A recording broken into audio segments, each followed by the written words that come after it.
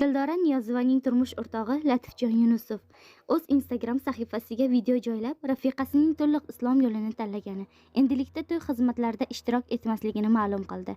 Shuningdek, u kelgusi oylarga rejalashtirilgan to'ylar uchun olingan zakalatlar ham qaytarib berilishini qo'shimcha qildi. Assalomu alaykum, Dildora Niyozovaning kuzatuvchilari.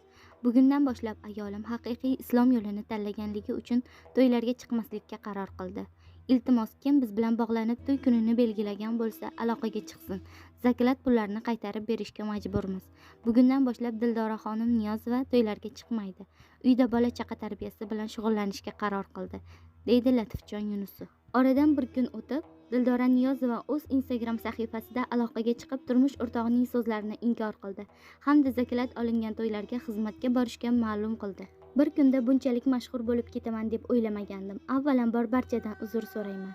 Meni niyat qilib to'ylarga taklif etgan insonlar bor. Ertalab turib telefonimga qarasam, hamma yerda Dildora Niyozova san'atni tark etibdi degan shov-shuv tarqalibdi. Har bir oilaning o'ziga yarasha siri sinovi bo'ladi. Alloh suygan bandasiga sinov beradi. Alhamdulillah, suygan bandasi ekanmizki, boshimizga ozgina sinov tushdi. Yaratgan sinovni ham suygan bandasini yaxshi ko'rganidan berar ekan. Turmush o'rtog'im bilan biroz kelishmovchilikka bordik. O'zi bunday hol-ahvollar har bir oilada bo'lib turadi. Kamchiliklarni uyning to'rt devori berkitib turadi. Bunday ish bo'ldi deb uyalganimdan, chunki oramizdan ozgina gap qochgandi xolos. Erkaklarga hamisha aytaman, rashkning ham o'z o'rni bor. Bu 5 kunlik dunyoda bir-birimizni qadrlaylik. Inson yaxshi ko'rib ham kimgadir ozor berish qo'yishi mumkin. Turmush o'rtog'im qattiq qo'l, aytganini qildiradigan yaxshi inson. Haq yo'lini tanlaganimdan keyin turmush o'rtog'imga yanada itoat qilishga harakat qilyapman. To'g'risi, videoni ko'rib hayron qoldim.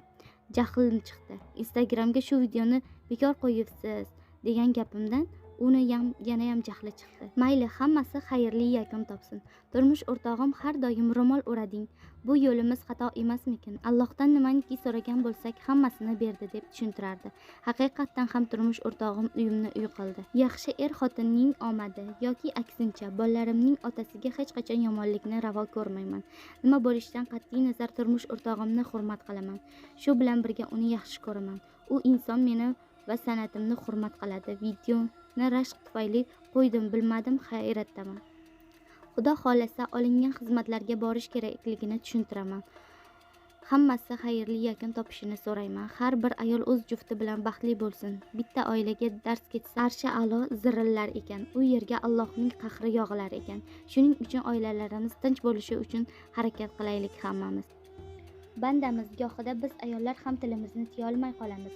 Men san'atimni juda yaxshi ko'raman. Muxlislarim yo'llayotgan fikrlardan kuch olaman. Ilohim hamisha kerakli inson qilsin.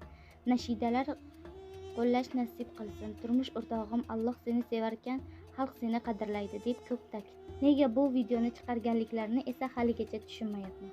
Faqat noto'g'ri xayolga bormasliklaringizni so'rayman. Hayotda kunning tuni, oqning qorasi bor. Alloh hayotimizga yaxshiliklarni ziyodasi bilan bersin. Nasib qilsa olingan xizmatlarga borishga harakat qilamiz.